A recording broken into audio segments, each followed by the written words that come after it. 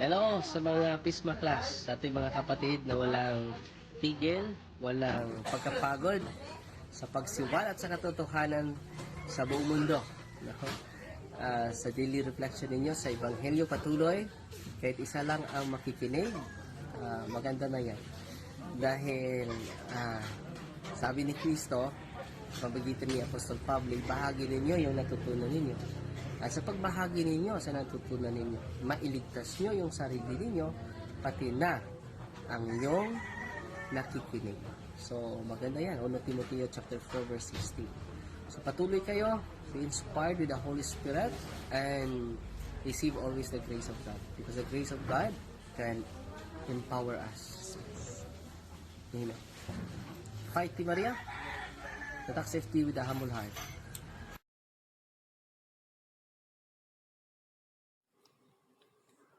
Pambungad na panalangin sa ngalan ng Ama, ng Anak, at ng Espiritu Santo. Amen. Pagpalain kami sa aming pagtitipon ngayon para sa pulong na ito.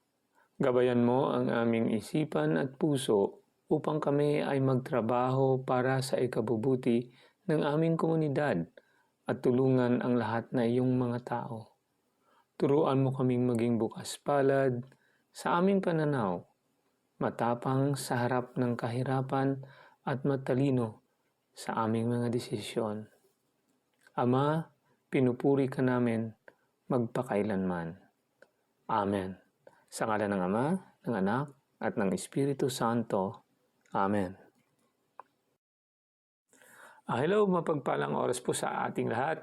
At welcome po. Welcome sa ating munting tahanan dito sa Facebook at sa YouTube, ang ating PESMA Plus. At sa pagkakataon na ito, tayo po ay magninilay na naman o ang ating Gospel Reflections sa ating programa na PESMA, Pagnilayan ang Ebanghelyo sa Madaling Araw sa Pilipinas.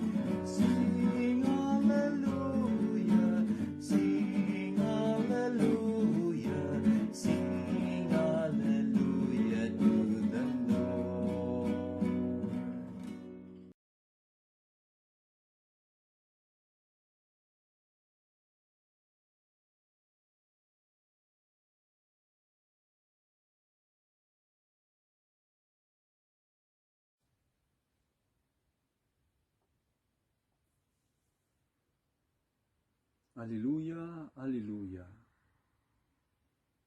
Diyos Ama ni Hesukristo, kami ay liwanagan mo at tutugon kami sa iyo. Alleluia, Alleluia.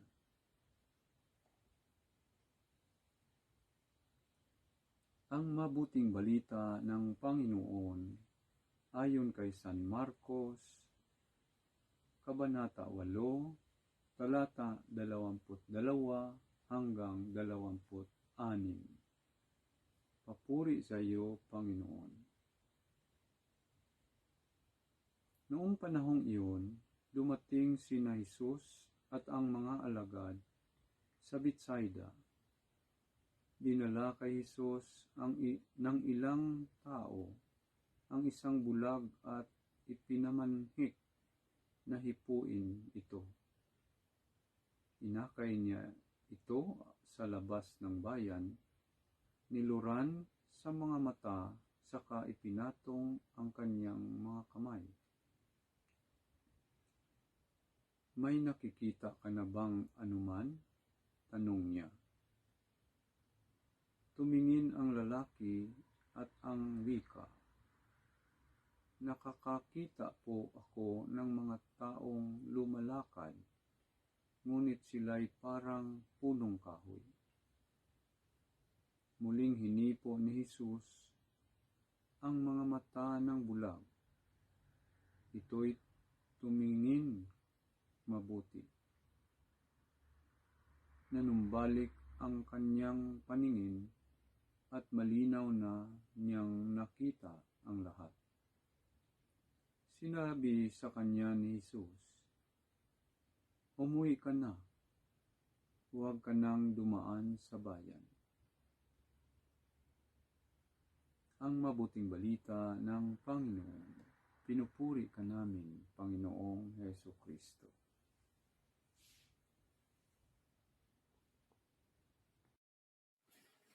Hello po at mapagpalang oras sa lahat at welcome po sa ating munting tahanan dito, sa ating munting channel dito sa Pesmo Plus, sa YouTube at sa Facebook at sa ating munting gawain ng ating pagninilay para sa Ebanghelyo sa araw na ito, sa ating Daily Gospel.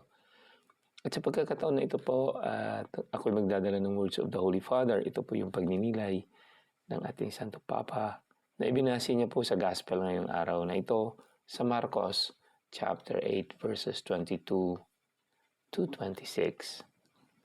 Basahin po natin ang words of the Holy Father. With this miracle, Jesus manifests Himself, and He manifests Himself to us as the light of the world.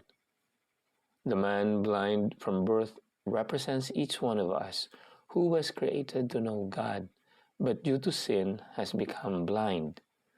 We are in need of a new light.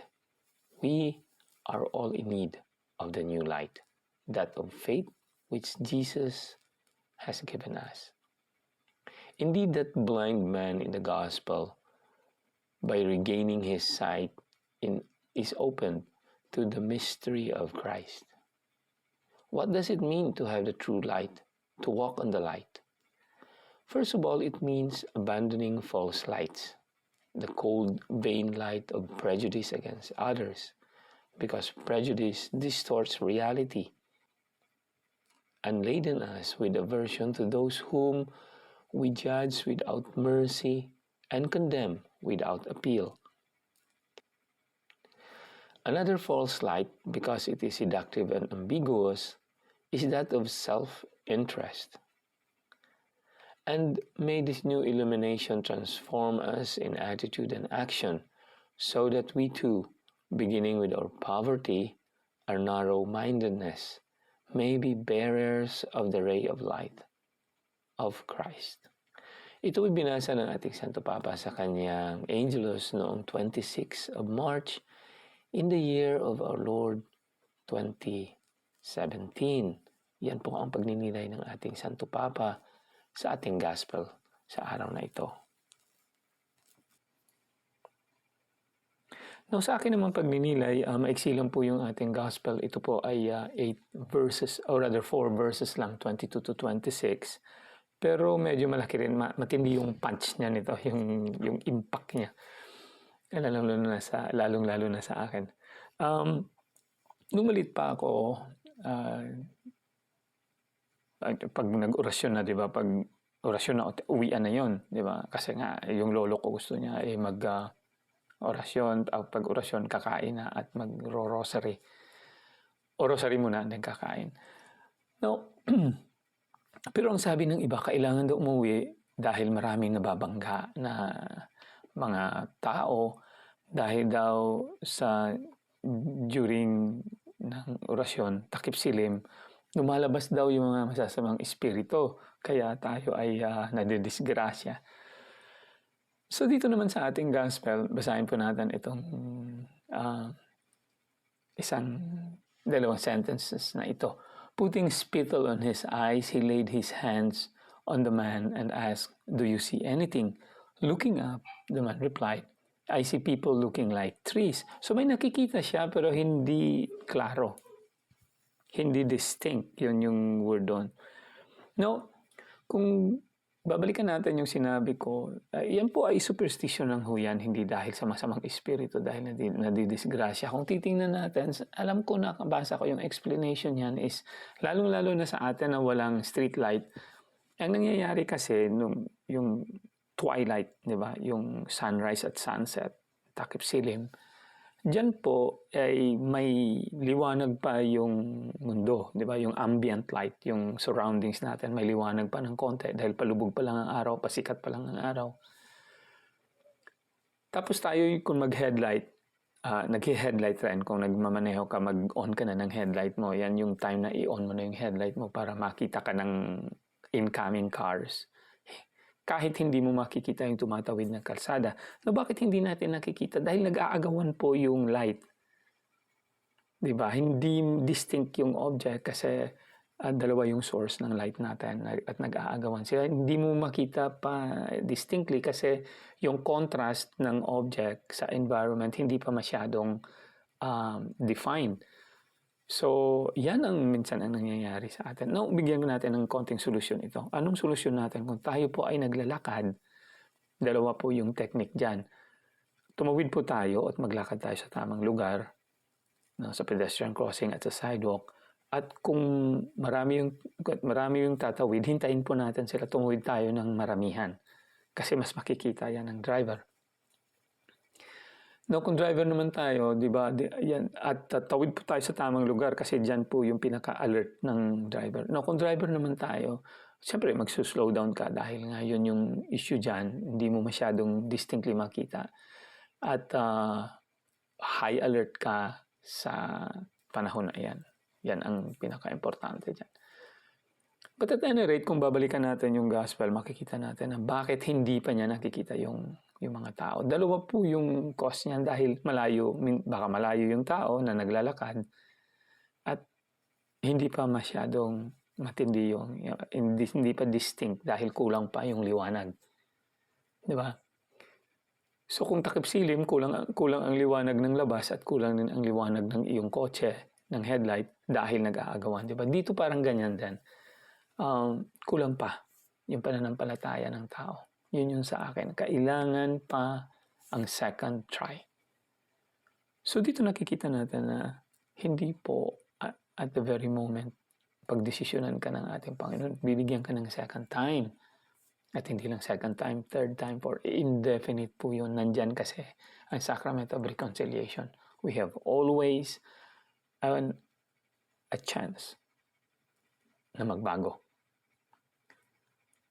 So, paano natin makikita yung pagbabago na yan? Una is, kung malayo siya, lapitan po natin, hanapin po natin.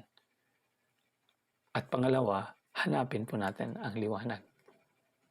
So, tingnan natin na mabuti ang ating object, ang objective.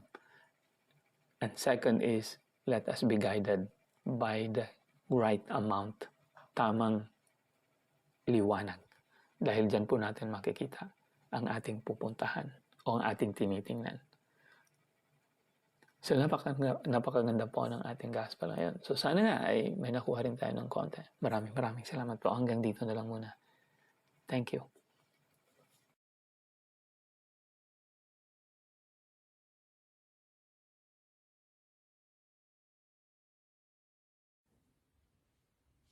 So, shalom, mapagpalang oras po, papuri sa Diyos.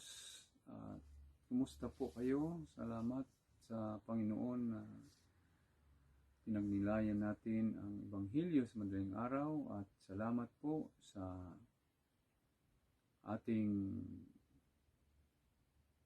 gwapong utod, Pisma Rex, Harder ng Chicago sa bigay ng panahon at oras na magawa po ang ating pagnilay sa Ebanghelyo sa madaling araw dyan sa Pilipinas, araw ng Miyerkules,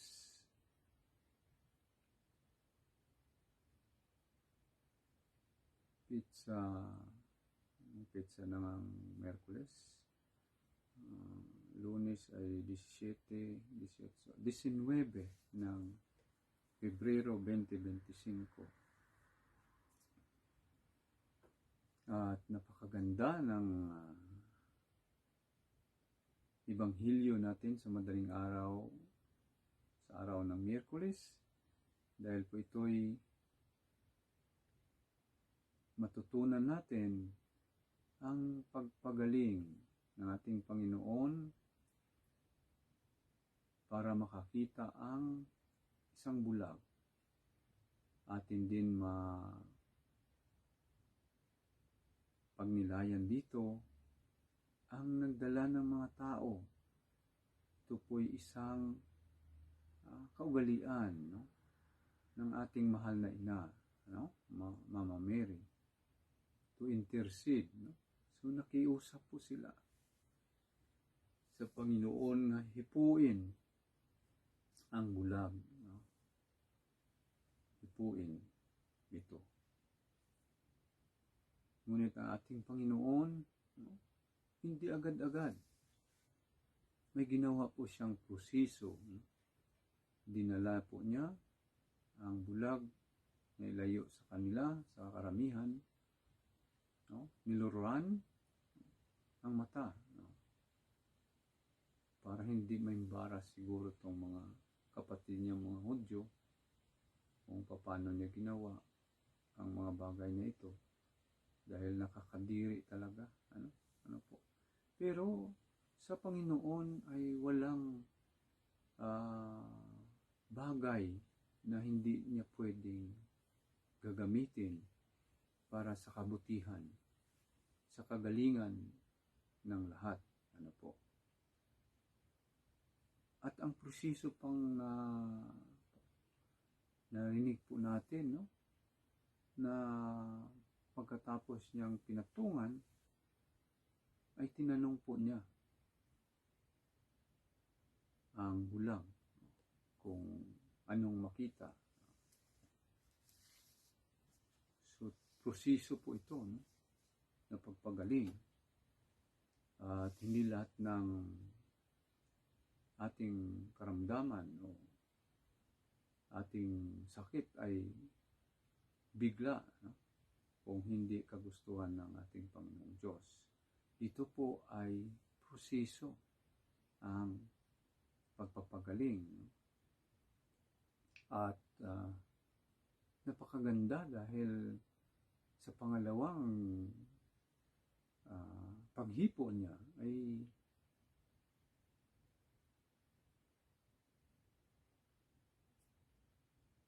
nakakita na po ng lubusan ang bulag.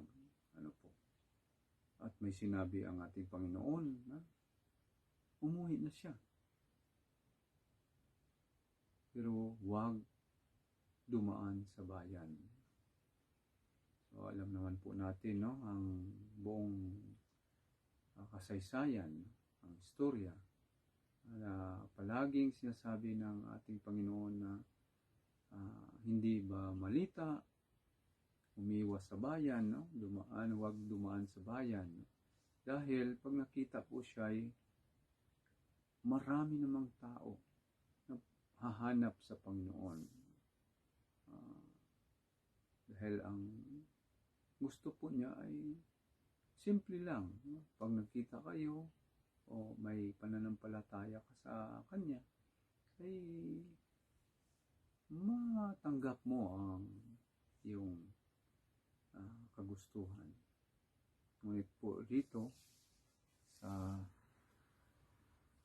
sa mga kapatid po niyang Hudyo ay nainggit instead na magtiwala, ano po, at tumanggap po sa kanya. So ang nangyari ay maraming hindi tumanggap hanggang ngayon. Ano po. So yan po ang mga kapatid nating Hudyo. At sinabi ko na kanina na ang pamaraan sa ating narinig sa Ebanghelyo ay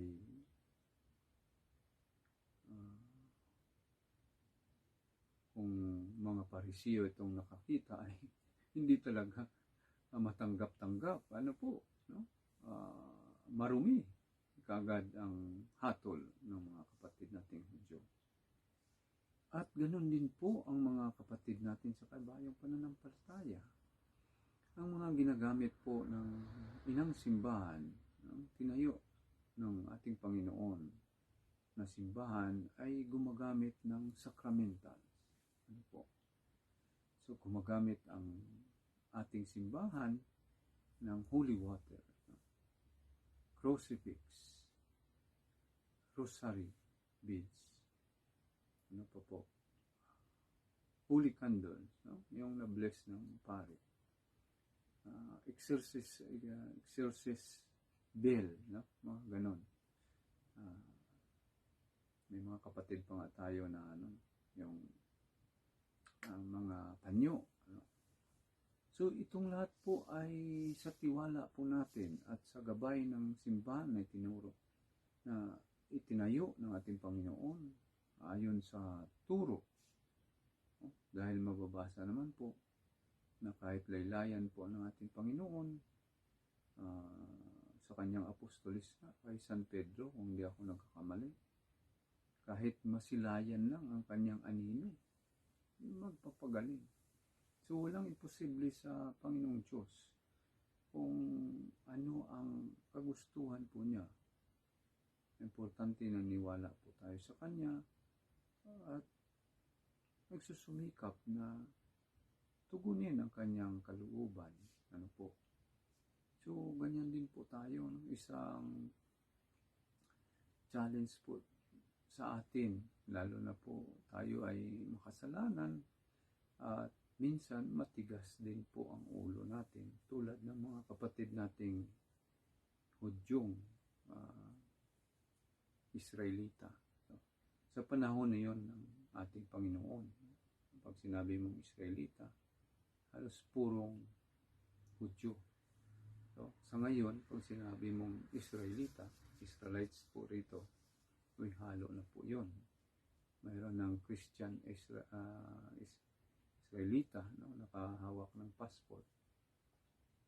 Kaya pag sinabi mo rito sa banal na lupa na Kristiyano, sigurado po yun sa mga Hudyo ay itong Katoliko. Dahil yung mga nagsusulputan o yung mga kapatid natin sa ibayang pananampalataya at naniniwala sa ating Panginoon, ay kasama na po yun ang pagkakilala ng mga Hudyo. Ngunit, ang pagbigkasin mo rito yung Kristiyano, ay Katoliko po talaga ang pagkaintindi ng mga kapatid nating Hudyo. So, dito po, hindi pa ini-interpret ng mga Hudyo na pag sinabing Kristiyano ay Katoliko. Dahil po yung mga Kristiyanong kakilala po nilang Protestante bilang kaibigan po nila ay nabilong sa Kristiyano at alam po nila na lumabas sa simbahan na itinayo ng ating Panginoon.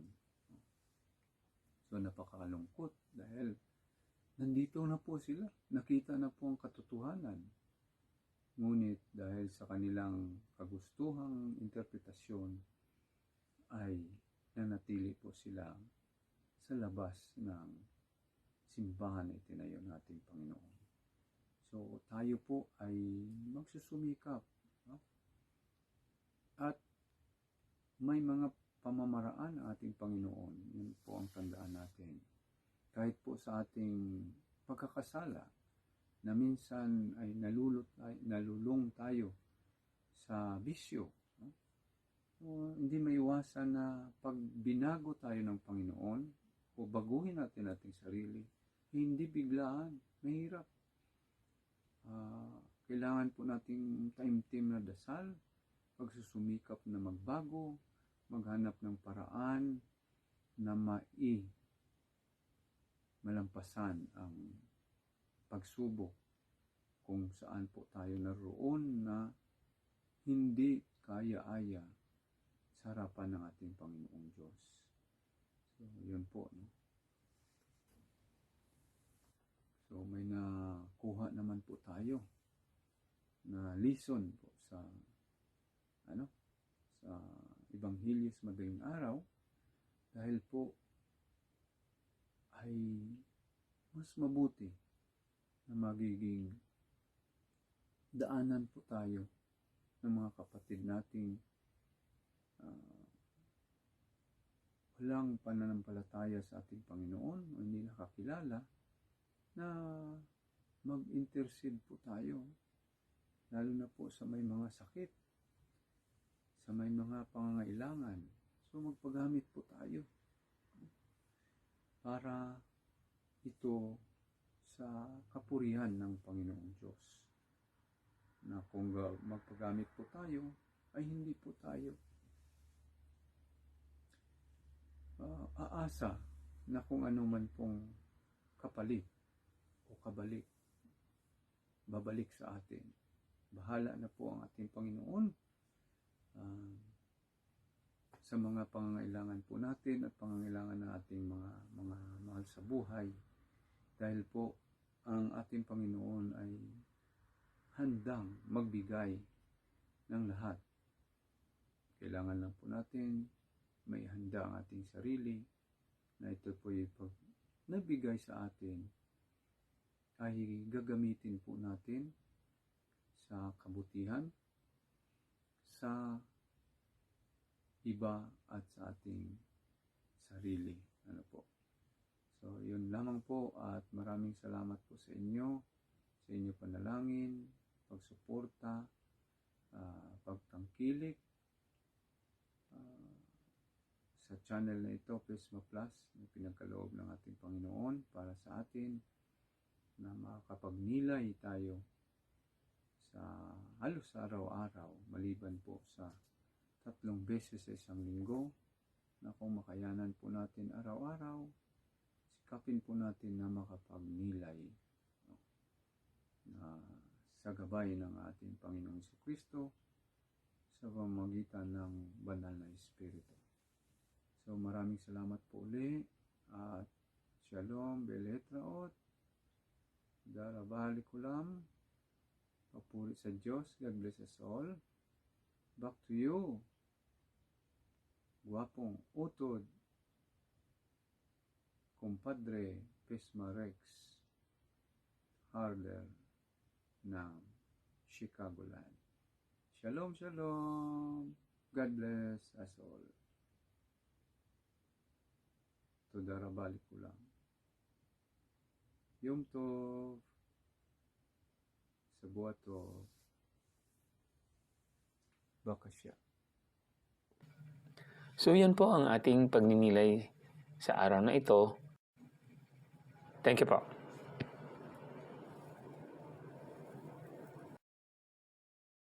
Maraming salamat sa inyong patuloy na pakikinig, pagsusubaybay, at pagsusuporta sa ating channel. Huwag pong kalimutan mag-like at mag-subscribe para naman po matulungan ang ating channel na lumago at para naman po maikalat natin ang magandang balita. Again, thank you so much. At ito po si Rex from Chicagoland. May God bless and keep us through Jesus Christ, our Lord and Savior. Amen. Manalangin po tayo.